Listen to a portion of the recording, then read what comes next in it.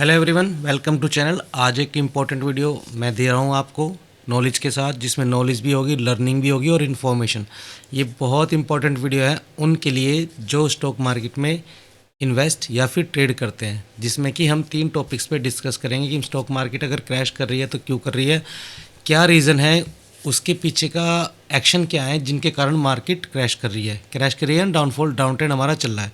तो समझने की कोशिश करेंगे और ध्यान से, इम्पोर्टेंट वीडियो है बहुत।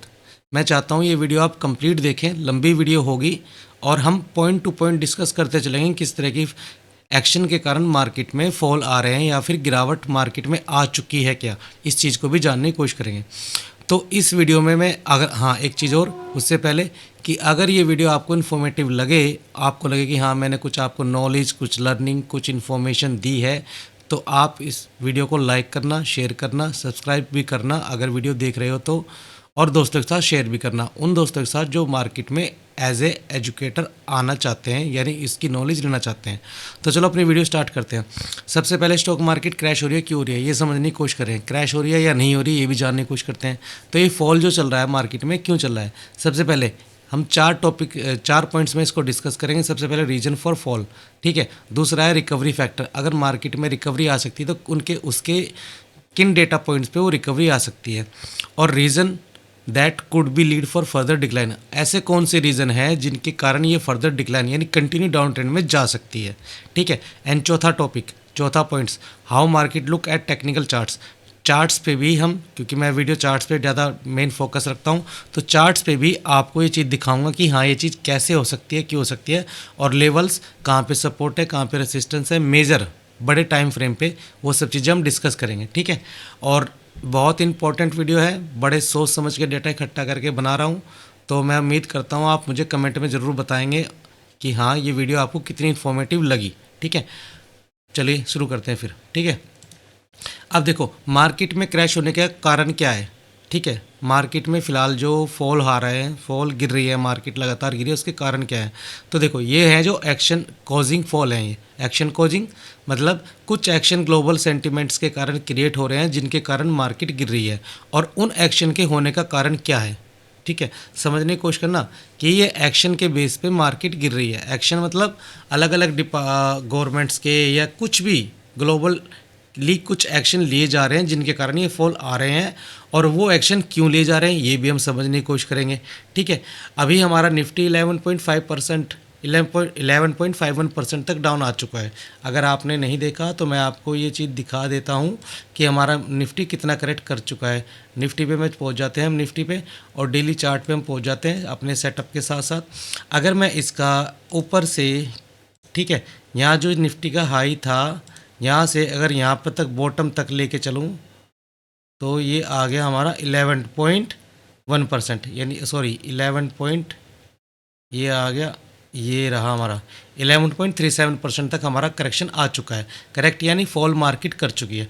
ये पॉइंट ध्यान में रखना कि 11.37% का मार्केट फॉल कर चुकी है। उसके बाद थोड़ा सा रिकवरी करके ऊपर है अभी, लेकिन फॉल कर चुकी है। तो इस चीज़ को हम समझेंगे आगे, ठीक है। अब वापस आते हैं। देखो इसका पहला रीज़न है एफआई की सेलिंग।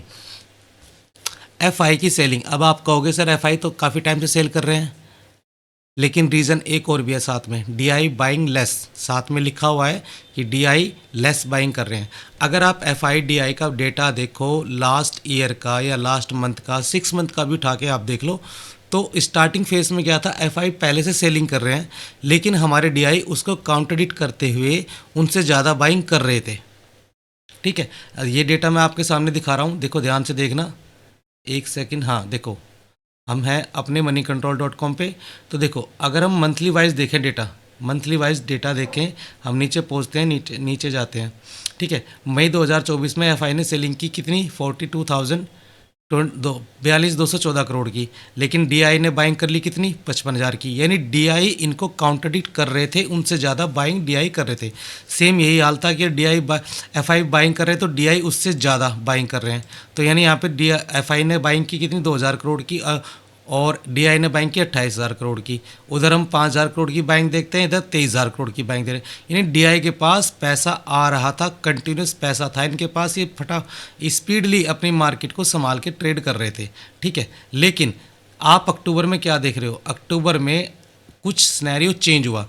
डीआई ने 1,14,000 करोड़ की सेलिंग की, सॉरी एफआईआई ने, और डीआई ने सिर्फ 1,07,000 करोड़ की बाइंग की। तो यहाँ पर इनको ये काउंटरडिक्ट नहीं कर पाए, जबकि लास्ट मंथ में इन्होंने 12,000 करोड़ की बाइंग की थी, इनसे ज़्यादा इन्होंने बाइंग की थी, यानी दुगने से भी ज़्यादा। तो यहाँ पे अक्टूबर से हमारा सिनेरियो मार्केट का बिगड़ा है, जिसमें कि एफआई सेलिंग कर रहे हैं ज़्यादा और डीआई बाय कर रहे हैं कम, यानी उनको काउंटरडिक्ट बिल्कुल भी नहीं कर पा रहे। ठीक, नवंबर में देखो, नवंबर में कितना हुआ? 45,000 करोड़ की सेलिंग आई एफआईआई की और 44,000 करोड़ की डीआई की बाइंग आई, लेकिन इसको काउंटरडिक्ट नहीं कर पाए। तो ये 2 मंथ में एफआई ने अच्छे प्लस में रहे और वो सेलिंग पोजीशन में रहे। अब ये भी हम कंसर्ट बात करेंगे कि एफआई ने सेलिंग क्यों की। ये मैं सब टॉपिक आपके दिमाग में चीज़ें समझाऊंगा, अच्छे समझाऊंगा, वीडियो कंप्लीट देखना, ठीक है। और बताते रहना मुझे कमेंट में कि आपको क्या चीज़ समझ आई। अब देखो, अब हमारे पास है दिसंबर का सिनेरियो। दिसंबर का देखते हैं। दिसंबर में एफआई ने सेलिंग की कितनी? 3,560 करोड़ की, और डीआई द्वारा बाइंग आई कितनी? 2,646 करोड़ की, यानी इनसे अभी भी कम। यानी यहाँ पर डीआईआई की बाइंग पावर घट रही थी। क्यों? सवाल ये होता है क्यों। इसका जवाब आगे मिलेगा आपको। हम फिलहाल इस डेटा को स्टडी करते हैं। 2,335 करोड़ की एफआई द्वारा बाइंग आई और डीआई की आई सेलिंग। चाहते तो ये बाइंग कर सकते थे, लेकिन इनकी आई सेलिंग। अब यहाँ पे देखो, 6,409 करोड़ की, कितनी? 6,409 करोड़ की एफआई ने सेलिंग की, डीआई ने सिर्फ 2,700 करोड़ की बाइंग की, यानी यहाँ पर भी एफआई जीत गए। यहाँ पे 1,316 करोड़ की वो क्या कहते हैं सेलिंग आई, और यहाँ पर डीआई ने जीत हासिल की, और यहाँ पे 4,000 करोड़ की इन्होंने बाइंग की। लेकिन आप मतलब अक्टूबर नवंबर दिसंबर में डीआईआई की जगह एफआईआई ज़्यादा हावी है मार्केट के अंदर। अभी सिनेरियो भी यही दिख रहा है, ठीक है। अब मंथ टेल एंड में यहाँ पे डीआई के द्वारा बाइंग ज़्यादा हो चुकी है, लेकिन अभी भी एफआई सेलिंग मोड पे है। अब ये चीज़ थोड़ी सी समझ के रखना कि हाँ एफआई, ये तो दिख रहा होगा कि आपको एफआई सेलिंग प्रेशर में है, एफआई का सेलिंग प्रेशर डीआई के ऊपर है, बट आप इस चीज़ को आगे बढ़ते हैं, ध्यान से समझना, इस चीज़ को आगे बढ़ते हैं। कैसे बढ़ते हैं? देखो, डीआई के पास पैसा कहाँ से आता है? सबसे पहला पॉइंट ये कि एफआई सेल क्यों कर रहे हैं। दूसरा पॉइंट यू डीआई बाइंग कैसे कर रहे हैं, या फिर वो उनकी बाइंग कम क्यों हो रही है, या उनके पास पैसा कहाँ से आ रहा है। इस चीज़ का समझना ध्यान से। देखो, एफआई सेलिंग कर रहे हैं अपने ग्लोबल सेंटीमेंट के कारण, वो भी चीज़ मैं समझाऊंगा। अब डीआई की बाइंग पावर कम क्यों हो रही है, यानी डीआई की बाइंग पावर कम क्यों हो रही है? इसका साफ जवाब है। देखो, डीआई के पास पैसा कहाँ से आता है? डीआई कौन होता है? म्यूचुअल फंड्स, जहाँ पे आप सिप करते हो, ठीक है। म्यूचुअल फंड्स हो गया, अपना डोमेस्टिक इन्वेस्टर हो गया, अच्छे खासे बड़े लेवल के जो पर्सनल भी होते हैं, लेकिन उनकी पावर अब कम क्यों हो रही है? सवाल ये है। अगर बड़ा पैसे की बात की जाए तो सबसे ज़्यादा म्यूचुअल फंड और जो सिप डालते हैं अपना मंथली बेसिस पे, उनके बेसिस पे ही वही पैसा हम उन्हें देते हैं। रिटेलर सिप लगाते हैं और उसके ऊपर डीआईआई म्यूचुअल फंड्स मार्केट में बाइंग करते रहते हैं।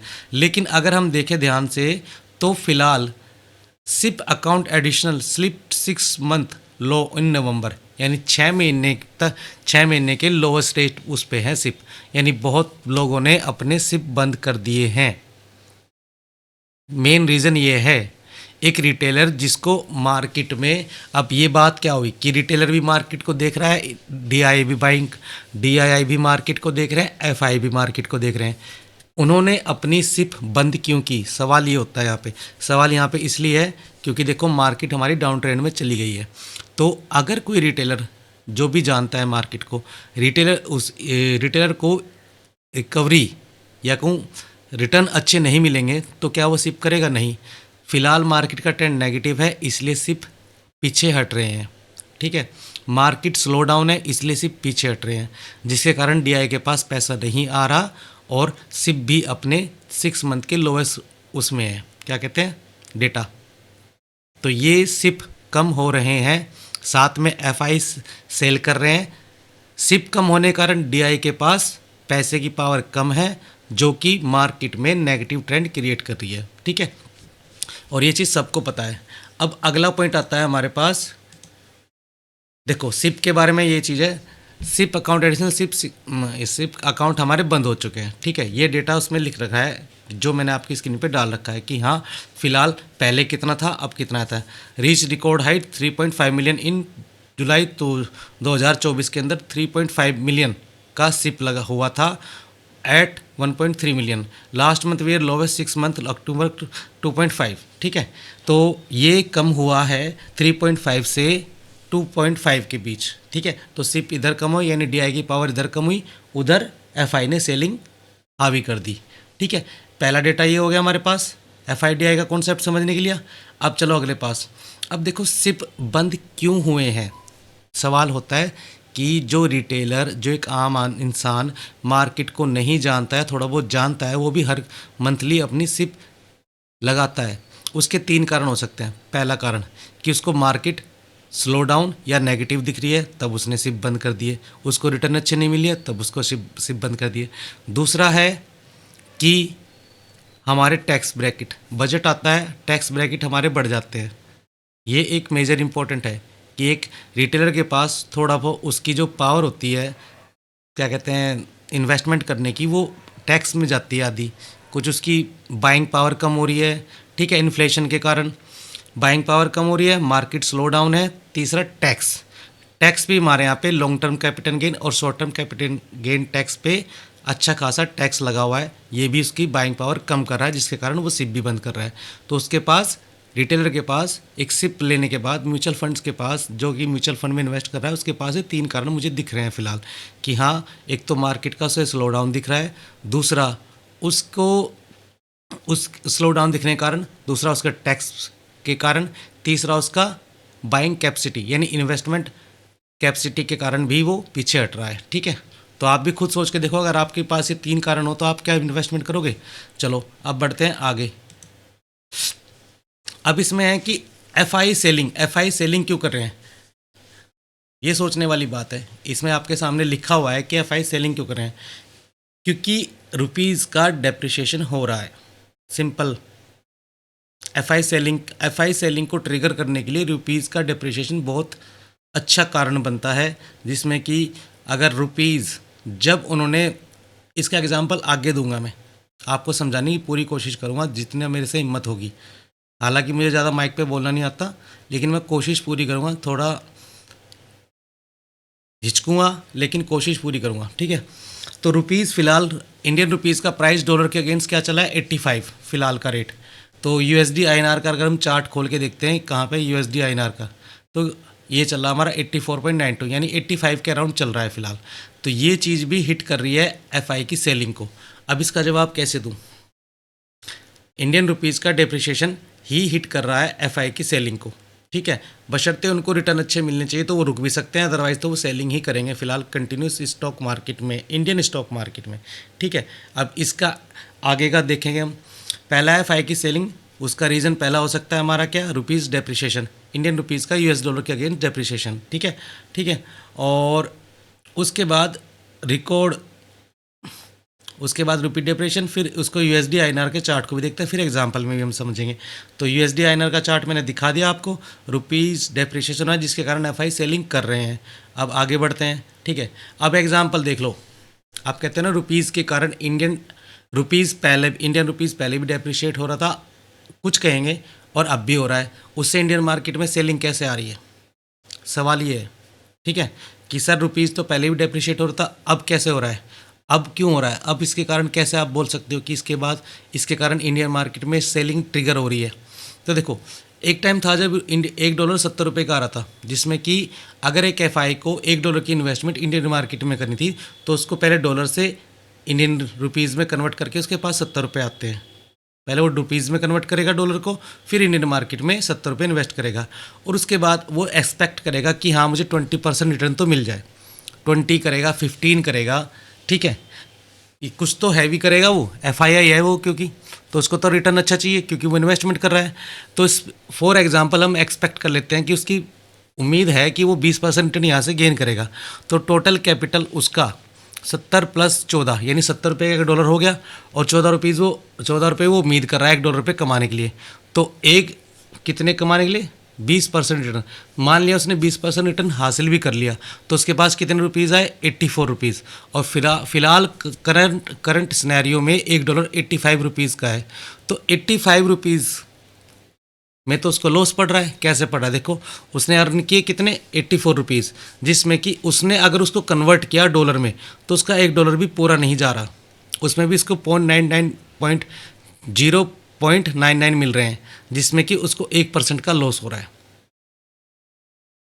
अब ये चीज़ आप समझो, स्क्रीन पे है, ज़्यादा अच्छे से मैं कोशिश करूँगा समझाने की, बट जो दिख रहा है वो भी समझने की कोशिश करो कि उसने 70 रुपये मार्केट में इन्वेस्ट किए, 20% की वो रिटर्न चाहता है। इंडियन मार्केट में उसने 20% उसको रिटर्न मिल भी गए, लेकिन वो ऑल ओवर लॉस 1% का बुक कर रहा है।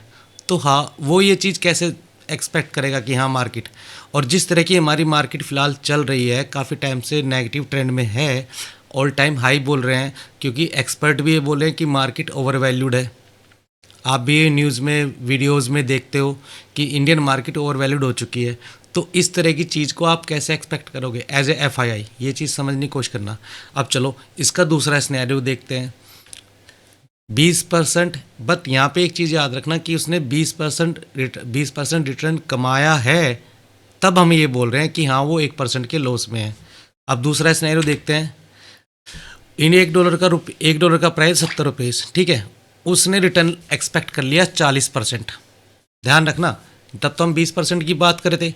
अब हम एज ए FI, उसने उम्मीद कर ली कि मैं 40% का रिटर्न कमाऊंगा। उसकी एनालिसिस कहती है, उसका थॉटफुल कहता है, उसकी जो भी वो लगाता है अपना FI, जितना भी अपना फंडामेंटल एनालिसिस, जो भी कुछ आप सोच सकते हो, जितनी आपने न्यूज़ सुनी है, जितनी आपने बारे में उनके बारे में खबर सुनी है कि हाँ उनके पास सब कुछ होता है, उसके बाद उन्होंने लगा लिया कि भाई मुझे 40% रिटर्न मिल जाने चाहिए। तो टोटल कैपिटल उसका क्या हुआ? पहले वो डॉलर को INR में कन्वर्ट करेगा 70 रुपीज़ को। 70 रुपये पर उसका 40% बैठा है 28 रुपये, इक्वल जो कि जुड़ के बैठा है 98 रुपये। यानी 70 रुपये इन्वेस्टमेंट करने के बाद उसको 98 रुपये चाहिए। और फिलहाल करंट प्राइस डॉलर का चल रहा है कितना? 85 रुपीज़ आज के टाइम में। तो अर्निंग उसकी कितनी? 98 रुपीज़ हो गई। उसके बाद उसको कितने उस 98 को वो डॉलर में कन्वर्ट करता है, तो उसको कितने मिलते हैं? 1.15%, यानी टोटल 15% का रिटर्न। यानी 40% के रिटर्न इंडियन मार्केट में, 40% रिटर्न कमाने के बावजूद भी वो वापस 15% का कन्वर्ट करने के बाद 15% का रिटर्न ही लेके जा रहा है। उसमें साथ में उसको, आपने न्यूज़ सुनी होगी काफ़ी टाइम पहले, एक चीज़ और बोल गया मैं, काफ़ी टाइम पहले आपने न्यूज़ सुनी होगी FI के ऊपर भी टैक्स ब्रैकेट बढ़ सकते हैं। आपने सुनी होगी कुछ दिनों पहले न्यूज़ कि FI को भी टैक्स ब्रैकेट बढ़ रहे हैं। जैसे रिटेलर के टैक्स, हमारे टैक्स बढ़ रहे हैं LTCG STCG में, तो ऐसे FI के भी टैक्स बढ़े हैं। तो आप सोचो कि वो क्यों ना सेलिंग करे। मतलब 40% रिटर्न के बावजूद भी उसको सिर्फ 15% का कन्वर्ट करने के बाद रिटर्न मिल रहा है, तो ये तो बड़ी हैरत की बात है। इस चीज़ को आपको समझना चाहिए। दूसरा, मार्केट स्लो डाउन है, ठीक है, ओवर वैल्यूड है। ये सब डेटा पॉइंट आ रहे हैं मार्केट में फ़िलहाल निकल के, और ये मैं नहीं कह रहा, ये बड़े बड़े एक्सपर्ट कह रहे हैं। काफ़ी टाइम से आप मेरी वीडियो में देख रहे हो कि मैं थोड़ा सा नेगेटिव बोलता हूँ मार्केट को। उसका रीज़न वही है कि मैं चार्ट के बेसिस पे बोलता हूँ कि मार्केट अपने उस एरिए को सपोर्ट में कन्वर्ट नहीं करी, सडनली ऊपर जा रही है, ठीक है। अब ये चीज़ को आगे बढ़ते हैं। देखो, बुल मार्केट में और स्लो मार्केट में FI की एक्टिविटी कैसी हो सकती है, ये चीज़ सोच के देखो। अगर मार्केट बुल है, जो कि हमारी मार्केट फिलहाल बुल मार्केट नहीं है, हमारी मार्केट में एक इंडियन स्टॉक मार्केट के बारे में ये कहा जाता है कि वो फिलहाल अभी जो सिनेरियो चल रहा है वो ओवर वैल्यूड है। ये तो सब आपको दिख रहा है, मार्केट न्यूज़ में देख रहे हो, आप सब कुछ देख रहे हो, ओवर वैल्यूड है। उसका रीज़न भी आगे बताऊँगा, ठीक है। ओवर वैल्यूड मार्केट है, उसके बाद भी उसको फिलहाल हम जिस फेस को टच कर रहे हैं, जिस फेस में हम चल रहे हैं, हमारी मार्केट है स्लो मार्केट है हमारी। तो उस फेस में अगर बुल मार्केट होती तब तो वो ये चीज़ झेल जाता, क्योंकि उसको पता है उसका रिटर्न 50% हो सकता था, 50% 40% हो सकता था, प्रॉफिट में रह सकता था, ठीक है। 5-10% का उसको गेन मिला है, तो वो क्या कहते हैं, वो चल जाता, वो होल्ड करता अपने आप को, ठीक है। बुल मार्केट में FII बैठते हैं, लेकिन स्लो मार्केट में FII निकलते हैं, और साथ में रुपीज़ का डेप्रिसिएशन भी हो रहा है। तो फिलहाल हम दूसरे फेज़ को, इस फेज़ को हम फिलहाल इस कंडीशन में हम हैं, जिसके कारण एफआईआई सेल कर रहे हैं कंटिन्यूस। आगे ये बात आपको समझ में आई? अगर समझ में आई है तो मुझे कमेंट में ज़रूर बताना कि हाँ ये इन्फॉर्मेशन आपको कैसी लगी। ठीक है, अब आगे बढ़ते हैं। अब रुपीज़, इंडियन रुपीज़ क्यों वीक हो रहा है? सवाल ये है कि सर आपने बोल दिया कि एफआई सेल कर रहे हैं, चलो ये बात भी हमने मान ली। आप बोल रहे हो कि इंडियन रुपीज़ का डेप्रिशिएट हो रहा है। अब ये चीज़ डेप्रिशिएशन पहले भी चल रहा था, आज भी चल रहा है और आगे भी चलने के चांसेस हैं। ठीक है, लेकिन इससे हमारी मार्केट में सेलिंग कैसे ट्रिगर हो रही है, ये चीज़ को समझते हैं। ठीक है, अब इंडियन रुपीज़ डेप्रिशिएट हो रहा है, why is rupees getting weak? Bharat का रुपया, इंडियन रुपीज़ वीक हो रहा है, तो उसमें गवर्नमेंट कुछ क्यों नहीं कर रही? आरबीआई कुछ क्यों नहीं कर रहा? इसका जवाब हम ढूंढेंगे कि सर रुपीज़ तो पहले भी डेप्रिशिएट हो रहा था, अब इससे क्या इफेक्ट आ गया सडनली? वो चीज़ मैंने आपको पहले भी बता दी, जिसके कारण एफआई ट्रिगर कर रहे हैं सेलिंग को। अब आगे बढ़ते हैं। गवर्नमेंट और क्या कहते हैं आरबीआई इस पर कुछ क्यों नहीं करते? देखो सिंपल सी लॉजिक देखो, यूएस यानी अमेरिका ने डॉलर को ग्लोबल ट्रेड में इतनी अच्छी पोजीशन दिला रखी है कि 61% ट्रेड ग्लोबली जो भी होती है वो डॉलर्स में होती है। आप भी अगर आज किसी इंटरनेशनल प्रोडक्ट को यानी आउट ऑफ इंडिया किसी प्रोडक्ट को खरीदने जाते हो तो आपकी करेंसी को सबसे पहले डॉलर में, आप उसे डॉलर में बाय करते हो, यानी आप पहले इंडियन रुपीज़ से उसे डॉलर में कन्वर्ट करते हो, फिर वहाँ पे आप बाइंग करते हो डॉलर में। देखा है आपने कभी? जितने भी आप इंटरनेशनल साइट से या इंटरनेशनल बाइंग करते हो वो सब डॉलर में होती है। तो ये है यूएसए की लॉजिक, यूएसए का पोजीशन डॉलर के अगेंस्ट। ठीक है, तो यूएसए ने डॉलर को इतनी अच्छी पोजीशन में बैठा रखा है कि ग्लोबल ट्रेड जितनी भी होती हैं, लेन देन जितना भी होता है उसका 61% तो डॉलर में ही होता है, तो उसका इफेक्ट तो पड़ेगा ही पड़ेगा। ठीक है, अब एक न्यूज़ आई थी कुछ दिनों पहले, एक न्यूज़ आई थी जिसमें कि ग्लोबल, अच्छा एक चीज़ और मैं बतानी भूल गया, जब यूएसए ने डॉलर को ग्लोबल ट्रेड में अच्छी खासी पोजीशन दिला रखी है, 61% दिला रखी है, तो उसमें इंडियन गवर्नमेंट क्या कर सकती है? सवाल ये पैदा होता है। आपने कभी देखा है कि यूएस किसी कंट्री के साथ हम इंडियन रुपीज़ में ट्रेड कर रहे हो? जल्दी से नहीं करते हम, बहुत रेयर पोजीशन होगी, कोई पॉलिटिकल इवेंट हो गया तो हम इंडियन रुपीज़ में ट्रेड करते हैं, अदरवाइज सीधा हम डॉलर्स में ट्रेड करते हैं। अब ये चीज़ समझ गई? अब आगे बढ़ते हैं। कुछ दिनों पहले एक न्यूज़ आई थी, यूएस फेडरल रिजर्व यानी यूएस फेड ने रेट कट किया था 20.25 बेसिस का, 0.25 बेसिस पे रेट कट किया था। ठीक है, उसका इम्पैक्ट क्या होगा ये भी है। तो रेट कट क्यों किया था? रेट कट होने के बाद मार्केट को बढ़ना चाहिए, लेकिन मार्केट घटी है, ये चीज़ समझिए आपने। मार्केट ने रिवर्स किया है, रेट कट होने के बाद यूएस मार्केट ने भी और हमारी मार्केट ने भी रिवर्स किया है। उसका रीज़न सेकंड है, आगे दिखाता हूँ। ये डेमोग्राफ है, ठीक है, जिसमें कि आप देख सकते हो कि हाँ इंटरनेशनली किस करेंसी में सबसे ज़्यादा ट्रेड होती है। 61.94% डॉलर में ट्रेड होती है। ठीक है, तो ये चीज़ सिर्फ दिखाने के लिए आपको मैंने यहाँ पे रखी थी। अब आगे बढ़ते हैं।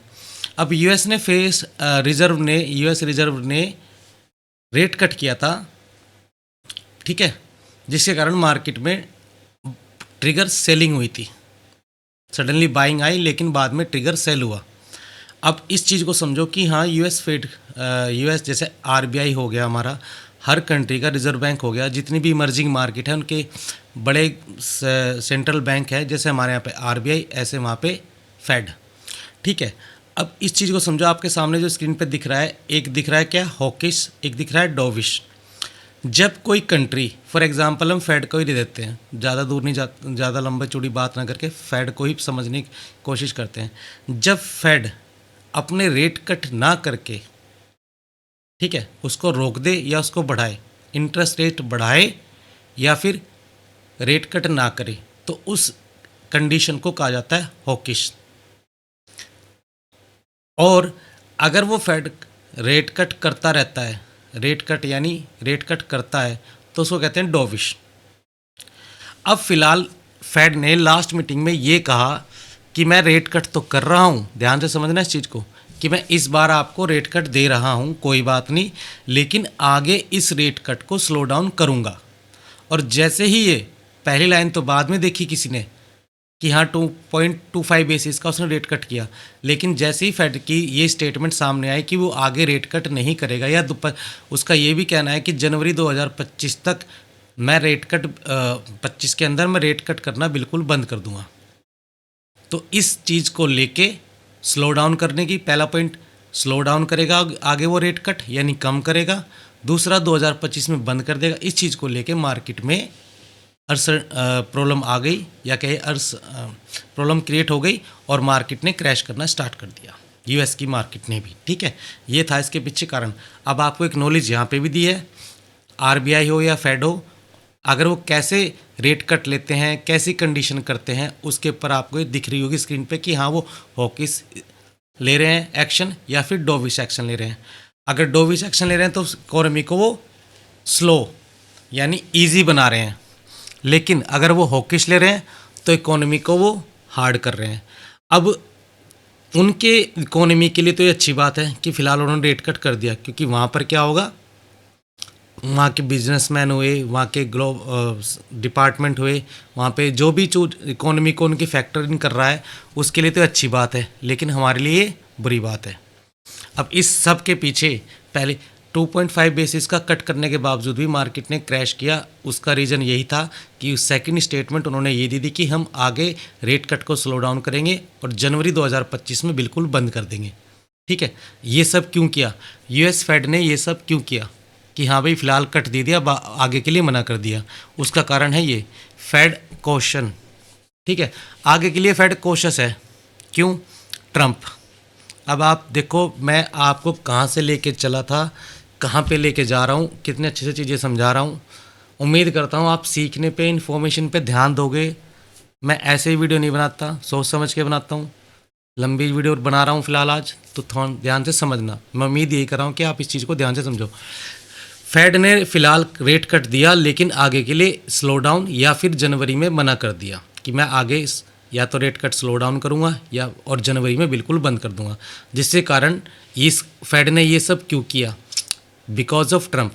ट्रंप अपने डॉलर की पॉलिसी, अब ट्रंप पॉलिसी आपने सुना होगा न्यूज़ में, आपकी समझ में बात आई होगी, ट्रंप ये कर देंगे, ट्रंप वो कर देंगे, ट्रंप वो कर देंगे। तो ट्रंप का सीधा मीनिंग है कि ट्रंप अपनी यूएस की इकोनॉमी को उठाएंगे, वो उसको स्लो डाउन नहीं होने देंगे, जिसके लिए वो अलग अलग टैरिफ पॉलिसीज़ बनाएंगे, जिसके कारण ग्लोबल जितनी भी इमर्जिंग मार्केट है उन सब पे इम्पैक्ट आएगा और डॉलर वीक नहीं होगा, डॉलर स्ट्रांग होगा। ठीक है, वो एक्शन लेंगे इस चीज़ पे, तो उनके कारण फेड कोशिश है और उन्हीं के डायरेक्शन के अकॉर्डिंग ये सब चीज़ें हो रही हैं कि हाँ आने वाले टाइम में ट्रंप आएंगे और वो कुछ ऐसी पॉलिसीज़ बनाएंगे जो काफ़ी हैवी एक्शनेबल होंगी। ठीक है, तो ये सब चीज़ें ट्रंप के कारण हुई हैं, जिसके कि अभी फ़िलहाल डोविस स्टैंस लेने के बावजूद भी 0.25 बेसिस पे रेट कट करने के बावजूद भी उन्होंने फ़िलहाल ये स्टैंस लिया उन्होंने डोविस, और सडनली इन्होंने स्टेटमेंट दे दी हॉकिस। तो ये कारण है मार्केट के क्रैश होने का, ग्लोबल सेंटीमेंट बिगड़ने का। ठीक है, अब देखो इसमें एक पॉइंट आता है हमारी इंडियन मार्केट पे कि हमारा ट्रेड डेफिसिट ना ऑल टाइम हाई पर है। पॉइंट टू पॉइंट डिस्कस करता जा रहा हूँ मैं आपके सामने, हम कहाँ से स्टार्ट हुए थे और कहाँ पे हैं। सिप भी पढ़ लिया हमने, एफआई भी पढ़ लिया, डीआई भी पढ़ लिया, म्यूचुअल फंड भी देख लिया हमने, इकोनॉमी भी देख ली हम। अब अपना देखो इंडिया में वापस आते हैं। Trade deficit all time high पर है हमारे, यानी जितना हम एक्सपोर्ट करते हैं उससे ज़्यादा हम इंपोर्ट कर रहे हैं, जो कि गैप जनरेट कर रहा है। और फिलहाल हमारी इकोनॉमी की हालत इतनी ख़राब है कि जो ट्रेड डेफिसिट 2023 में, मैं पिछले साल का ही गिन रहा हूँ, उससे पिछले साल का मैंने नहीं लिया क्योंकि इतना टाइम मुझे नहीं लगा, मुझे जल्दी वीडियो भी बनानी थी। तो 2023 में हमारा 21 बिलियन डॉलर का ट्रेड डेफिसिट था और अब 2024 में वो दुगने से भी ज़्यादा, दुगने के आसपास हो चुका है, 37 बिलियन डॉलर का। तो ये ट्रेड डेफिसिट भी हमारी इकोनॉमी को स्लो डाउन कर रहा है और हमारे रुपए को वीक कर रहा है। ये कारण है इंडियन रुपीज़ के वीक होने का, क्योंकि हम एक्सपोर्ट इतना नहीं कर रहे जितना हम इंपोर्ट कर रहे हैं। कोई चीज़ आप बेच कम रहे हो और ख़रीद ज़्यादा रहे हो, यानी हम बाहर के देशों से ख़रीदारी ज़्यादा कर रहे हैं, उनको बेच कम रहे हैं, इसको कहते हैं ट्रेड डेफिसिट, उसके बीच के गैप को, जो कि अब नवंबर में ऑल टाइम हाई पे है। ठीक है, अब इस चीज़ के लिए अगर आगे और देखें, कुछ न्यूज़ है।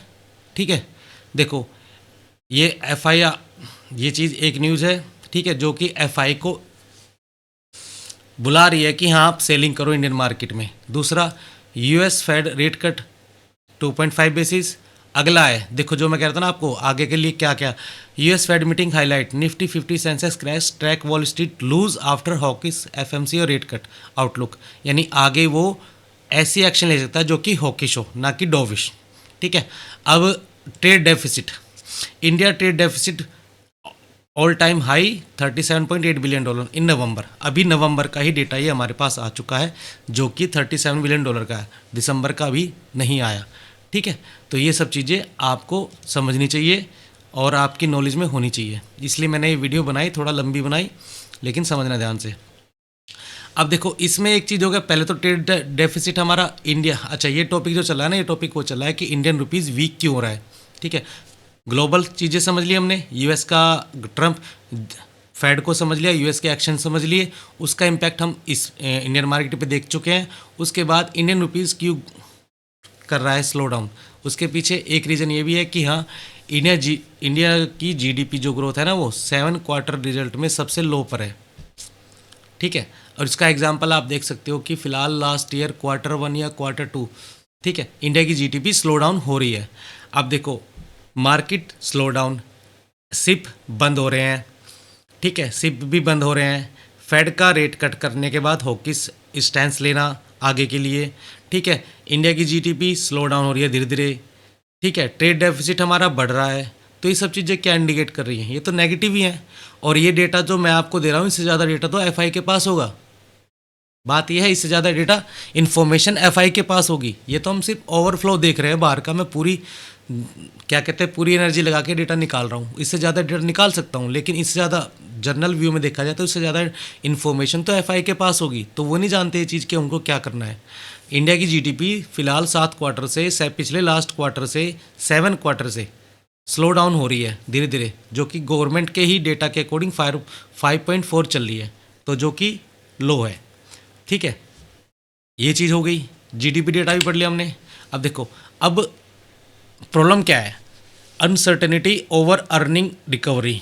ठीक है, अब आप देखोगे पिछले इसी साल 2024 में Q1 और Q2 के रिजल्ट बड़ी कंपनियों के, इंडिया की स्टॉक मार्केट में जितनी भी लिस्टेड कंपनियां हैं या जितनी भी आप कह सकते हो कि बड़ी बड़ी कंपनियां, उनके रिजल्ट इतने अच्छे नहीं आए। थोड़े मैनिपुलेटिंग भी आए हैं, कहा कुछ गया बताया कुछ गया, एक्चुअल रिजल्ट मैनिपुलेट लगा मुझे। तो मेरा ये पर्सनल ओपिनियन है, बट मैनिपुलेशन थोड़ी सी मुझे लगी उसमें। बट रिजल्ट इतने अच्छे किसी भी कंपनी के नहीं आए जितने किसी के कंपनी के रिजल्ट अच्छे नहीं हैं। तो ये सब चीज़ क्या एफआई नहीं देख रहे, रिटेलर नहीं देख रहे, डीआईए नहीं देख रहे, सब देख रहे हैं सब चीज़ें कि हाँ क्या चल रहा है। तो week Q1 and Q2 result, अब दिसंबर Q3 चल रहा है हमारा। Q3 के रिजल्ट अगर सही आए तो कुछ हद तक मार्केट रिकवर कर सकती है, और क्वार्टर रिजल्ट नहीं आए तो सेलिंग ट्रिगर और अच्छी हो सकती है। इसमें चाहे आप कोई भी कंडीशन लगा लो कि हाँ Q3 और Q4, Q3 के रिजल्ट अगर अच्छे नहीं आए तो ये सेलिंग कंटिन्यू और हो सकती है। मैं सिर्फ ये कहना चाह रहा हूँ, क्योंकि सारे ग्लोबल सेंटीमेंट हमारे नेगेटिव ही हैं। ठीक है, और Q4 के रिजल्ट अच्छे नहीं आए तो और बुरी बात होगी। अगर अच्छे आ गए तो मार्केट यहाँ से रिकवर कर सकती है। मैं सिर्फ ये कहना चाहता हूँ यहाँ पे। Q3 और Q4 के रिजल्ट अवेटेड हैं, उनका वेट करो, देखते हैं क्या कंडीशन बनती है। ठीक है, और लास्ट में थैंक्स फॉर वॉचिंग। ये सब डेटा मैंने आपको प्रोवाइड कर दिया, ग्लोबल सेंटीमेंट बता दिए 1 बाय 1, यूएस के डेटा भी क्लियर कर दिया आपके सामने जितना मैं कर पाया। ठीक है, और सब कुछ आपको इन्फॉर्मेशन दे दी। अब इन सब इन्फॉर्मेशन के बाद आप खुद सोच सकते हो कि हाँ किस तरह का डेटा और फैक्टर हमारे मार्केट में काम कर रहे हैं। आप सबको सोच के खुद भी डिसीजन ले सकते हो। अब एक लास्ट पॉइंट बचता था, जो कि था चार्ट पे डिस्कशन करने का, क्योंकि मैंने एक पॉइंट आपको ये बताया था सबसे ऊपर कि how the market look on technical charts. ये वीडियो मैं वीकली एनालिसिस की वीडियो जो बनाऊंगा कल मॉर्निंग में जो अपलोड करूंगा, उसमें इन सब चीज़ों को, इस पॉइंट्स को मैं क्लियर कर दूंगा कि हाँ हमारे पास सपोर्ट रेसिस्टेंस कहाँ पे क्या बन रही है, कहाँ से बाइंग आ सकती है, कहाँ से सेलिंग आ सकती है। हम लॉन्ग टाइम फ्रेम में उसका डिस्कशन करेंगे, क्योंकि ये वीडियो हो चुकी है बहुत लंबी। और लास्ट में इतना ही कहूँगा, आपको वीडियो कैसी लगी मुझे कमेंट में ज़रूर बताना। आपके काम की है तो लाइक कर देना, सब्सक्राइब कर लेना और दोस्तों के साथ ये वीडियो शेयर कर देना जिनको लगता है कि हाँ ये वीडियो काम की है। ठीक है, ये इन्फॉर्मेशन आपके काम की है। बाकी मैंने बहुत सी इन्फॉर्मेशन, नॉलेज और सब कुछ आपको अपनी तरफ से एफर्ट लगा के दे दिया। एंड लास्ट में एक ही बात, थैंक्स फॉर वॉचिंग। और आज के लिए इतना ही, थैंक यू वेरी मच।